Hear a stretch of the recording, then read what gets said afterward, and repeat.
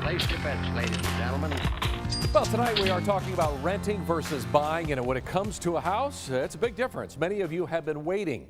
Prices skyrocketed last year, then interest rates went the highest they've been in 20 years. So why would you purchase now? Well, tonight we explain renting versus buying on an all-new Money Talks. Home prices have dipped between 10 and 15% from their peak a year ago, depending on where you live. Interest rates also seem to be trending down from the highs that we saw just recently. Don't be scared by that 7% rate. Remember, if you rent, your interest rate is 100%. Personally, me, it's always an opportunity if you can gain an asset, because a home is going to be an asset for you. It's probably one of the biggest things you'll ever buy. If you can gain an asset, by all means, do it. And that's where a lot of realtors, their message has been so far as if you can get the asset, by all means, get it. Whereas rent is more of a liability in that asset versus liabilities conversation. With higher appraisals on their properties, property owners are passing those higher tax costs right on to their renters. Remember, if you have a fixed rate interest rate for 30 years, that fights inflation, the kind that you're seeing when your rent goes up.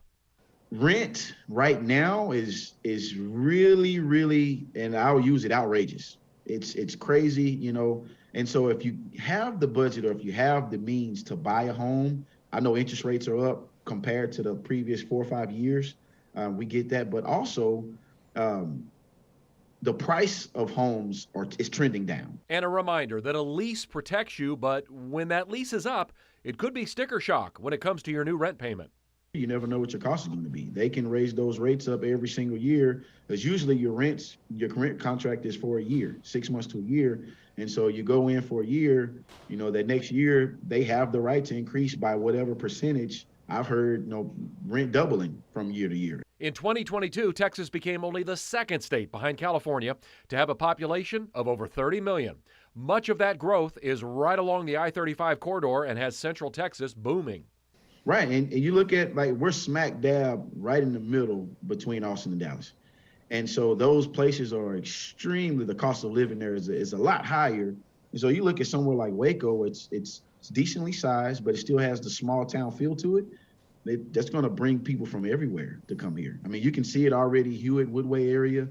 People are moving here in droves, and, that's going to bring competition, which, gives you an opportunity to negotiate. I think, speaking with the realtor, negotiations are a lot more fierce now. So, like I said, it's always a great time to own an asset. Now, this will blow your mind. Remember, we are just 2 years shy of being closer to 2050 than to the year 2000. And by 2050, it's estimated that Texas's population will be over 50 million people. That will lead to incredible competition for housing. Lindsay?